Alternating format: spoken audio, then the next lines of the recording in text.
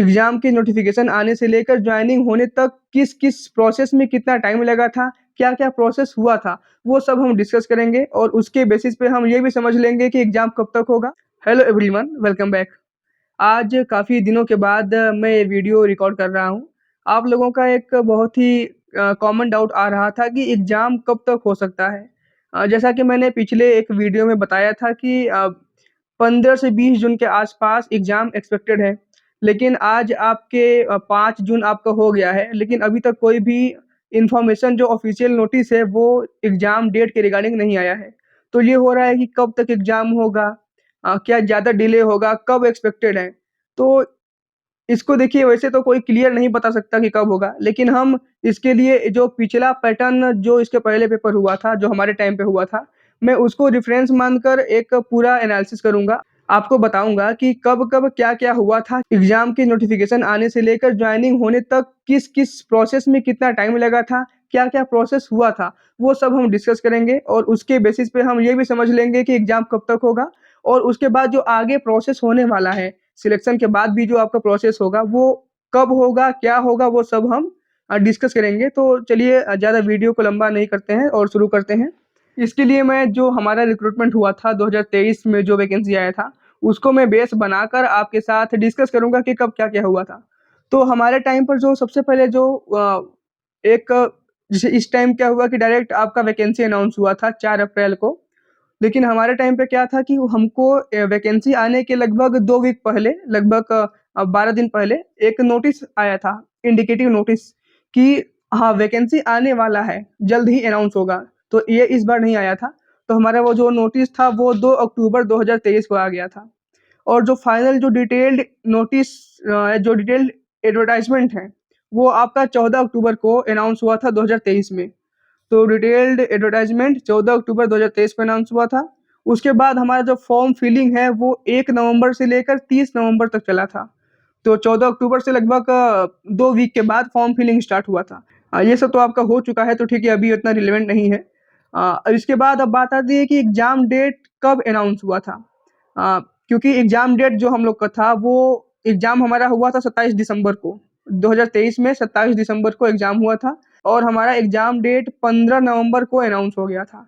मतलब 1 नवंबर से लेकर 30 नवंबर के बीच में हमारा फॉर्म फिलिंग था और उसी के बीच में 15 नवंबर को ही हमारा एग्ज़ाम डेट अनाउंस हो गया था कि 27 दिसंबर को एग्ज़ाम होने वाला है। तो ये हमारे लिए थोड़ा बेहतर था कि हमें लगभग 40 से 45 दिन पहले ही मालूम हो गया था। और एडमिट कार्ड जो इश्यू हुआ था, एक क्वेश्चन ये भी आता है कि एडमिट कार्ड कितने दिन पहले आपका इश्यू होता है? तो हम लोग का एडमिट कार्ड 19 दिसंबर को इश्यू हुआ था और पेपर 27 को था, तो लगभग 1 हफ्ते मान सकते हैं। तो 1 हफ्ते पहले आपका एडमिट कार्ड मिल जाता है और आपका लगभग 12 से पन लगभग 2 वीक पहले, मिनिमम 2 वीक पहले आपको एग्ज़ाम डेट अनाउंस हो जाएगा। तो मान लीजिए अभी तक अनाउंस नहीं हुआ है, तो फिर भी आप मान सकते हैं कि हाँ, अब ऐसा नहीं है कि आपका बहुत लेट होगा एग्ज़ाम। एग्ज़ाम तो होना ही है, जल्दी होगा। तो मान लीजिए 15 जून के आस-पास नहीं अगर होता है, तो फिर भी जून में ही होने का पूरा चांस है। मेबी जून लास्ट में जाए, लेकिन जून में ही होने का पूरा चांस है। बाकी ऑफ़िशियल जब कुछ नोटिस आता है, तो उस पर बात कर लेंगे हम लोग। क्योंकि जो हमारे पहले वाला जो रिक्रूटमेंट था उसमें 21 जनवरी को एग्ज़ाम डेट का लास्ट एग्ज़ाम फॉर्म फिलिंग का लास्ट डेट था और 21 फरवरी को एग्ज़ाम हुआ था। तो 1 महीने का गैप फॉर्म फिलिंग से मिला था। अगर उसको बेस मान के देखिए तो आपका 25 जून के आस-पास, तो जून के लास्ट वीक में आप एक्सपेक्ट कर सकते हैं। थोड़ा पहले भी हो सकता है, जैसा मैंने बताया 20 जून के आस-पास भी हो सकता है और अभी आपके पास टाइम है, आज 5 है। हो सकता है अगर आज कल में अनाउंस हो जाता है, तो मान लीजिए आपको 2 वीक मिलेगा। नहीं, अगर अनाउंस 1 वीक 2 वीक बाद होता है तो उस तरह से आप 2 वीक लगभग मान के चलिए आपको टाइम मिलेगा। तो ये हो गया आपका सीबीटी एग्ज़ाम। एडमिट कार्ड हमारा इश्यू हुआ था 1 वीक पहले, 19 को इश्यू हुआ था और 27 को एग्ज़ाम था। तो एडमिट कार्ड लगभग 1 वीक पहले इश्यू हो जाता है। अब यहाँ तक तो ठीक है, एडमिट कार्ड इश्यू हो गया, एग्ज़ाम डेट मालूम हो गया आपको। एग्ज़ाम के बाद क्या होने वाला है उसको अब हम समझ लेते हैं। हालाँकि अभी तो आप एग्ज़ाम पे फ़ोकस कीजिए, लेकिन इस वीडियो को आप चाहे तो सेव कर सकते हैं, क्योंकि एग्ज़ाम अगर आपका क्लियर हो जाता है, तो उसके बाद इन टाइम्स के बेस पर आप यह अनुमान लगा सकते हैं कि आपका कौन-सा प्रोसेस कब होगा। तो वो थोड़ा थोड़ा आपके लिए अ, ईज़ी हो जाएगा समझने में। तो नेक्स्ट आता है कि हाँ, एग्ज़ाम 27 को हुआ था, फिर उसका जो आंसर की आता है रिस्पॉन्स शीट, वो हमारा 2 दिन में ही आ गया था, 29 को ही आ गया था। तो 27 को एग्जाम, 29 दिसंबर 2023 को रिस्पॉन्स शीट आ गया था आंसर की। फिर उसके बाद आता है बात कि रिजल्ट कितने दिन में अनाउंस होता है। हमारे में क्या था कि हमारा एग्जाम 27 दिसंबर को हुआ था और उसका रिजल्ट अनाउंस हुआ था 2 फरवरी को। तो थोड़ा फास्ट हमारे में हो गया था, लगभग मान लीजिए 35 दिन में हम लोग का जो है अनाउंस हो गया था। यही हमसे जो पिछला रिक्रूटमेंट था उसमें एग्जाम डेट के लगभग 45-50 दिन समय लग गया था आपका रिजल्ट आने में। तो वो चेंज होता रहता है, लेकिन लगभग मान सकते हैं कि हाँ 50 दिन के पहले ही आ जाता है। और हम लोग का 35 दिन में आ गया था, तो 35 से 50 दिन के बीच में आप लगभग मान सकते हैं। तो आपका सीबीटी का जो रिजल्ट है अनाउंस हो गया था 2 फरवरी को। नेक्स्ट आपका आता है डीवी। अब सीबीटी में जो भी क्लियर किए हैं उनका डीवी होगा। डीवी के लिए डीवी लिस्ट अनाउंस होता है, वो हम लोग का हुआ था 16 फरवरी को 2024 में। तो सीबीटी रिजल्ट हुआ 2 फरवरी को, उसके 14 दिन के बाद डीवी का लिस्ट आउट हुआ था कि हम लोग में लगभग 1 पॉइंट बहुत ज़्यादा लोग इसमें नहीं बुलाए जाते हैं, लगभग 1.2 1.3 टाइम्स आई थिंक, या इसी के आसपास होते हैं।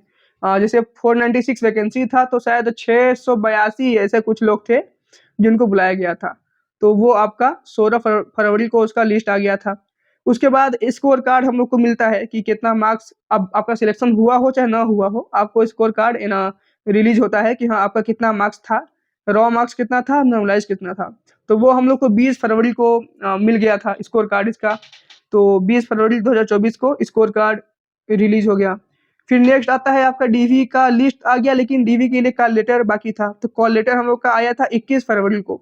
21 फरवरी 2024 को हमारा कॉल लेटर आया था और डीवी स्टार्ट हुआ था 22 फरवरी से लेकर 6 मार्च। और इसके बाद फाइनल डीवी हो गया। डीवी के साथ में ये मैंने बताया था आपको कि जिस दिन डीवी होता है उसके साथ ही बाकी टेस्ट भी होते हैं, like psychological assessment, psycho active substance test, voice test, medical test भी हम लोग का हुआ था। तो उसको हम लोग अपने डिस्ट्रिक्ट हॉस्पिटल से बना कर ले गए थे, एक प्रोफार्मा मिला था हमको। तो उसको हम लोग ले गए थे, वहाँ पर वो वेरीफाई किए कि सब कुछ सही है। तो वो चीज़ भी उसी दिन हो गया था। तो सभी टेस्ट एक साथ एक दिन होते हैं। और उसके बाद फाइनल रिजल्ट अनाउंस हुआ था इसका।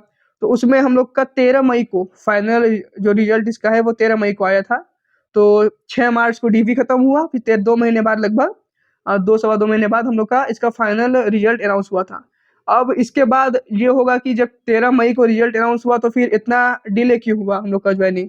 क्योंकि हम लोग का ज्वाइनिंग आपको पता होगा कि 2025 में शुरू हुआ था जनवरी में।